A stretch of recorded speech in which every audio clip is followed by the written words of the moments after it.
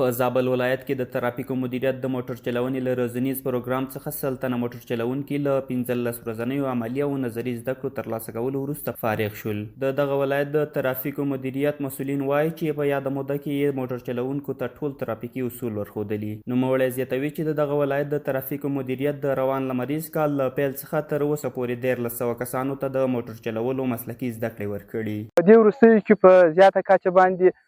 ترافیکي پیښې په زابل کې د زابل پر حدودو کې د کندهار کابل پر لویه شهره باندې د زابل کوم حدود دي ترافیکي پیښې په خورا زیاته کچه باندې کنټرول شوي دي او زموږ د ترافیکو پولیسو مدیریت منصوبینو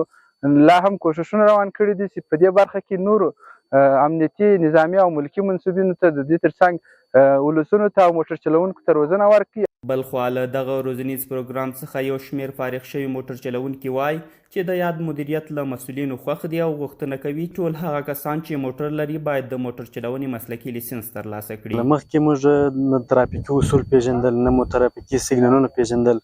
نه مو ترافیکي اشارې پیژندلې. واقعیت هم کله مو چې موږ هغه درس ووایو د دې ټولو شیانو سره موږ ډېر اشنا سو، موږ هغه وپېژندل. په خپله استازي کې مو ډېر تغیرات راغلل. د هغو موټروانانو څخه مو دا خواهش ده چې دوی ترافیکي جواز نه لري، لیسنس نه لري، له هغوی څخه مو خواهش دا ده چې راشي دلته هغه کم ورځې د درس لپاره چې د ترافیکي مدیریت لخوا ورته ټاکل شوي دي هغه ورکشاپ ورسره بشپړ کړي تر څو په ښار کې د ترافیکي پیښو مخنیوی وشي او ټول خلک د ترافیکي اصول او قانونو باندې پوه شي. د یادونې وړ ده چې د زابل ولایت د ترافیکو مدیریت تر دې وړاندې هم سلګونه کسانو ته د یاد پروګرام له لارې د موټر چلونې مسلکي زده کړې ورکړې دي.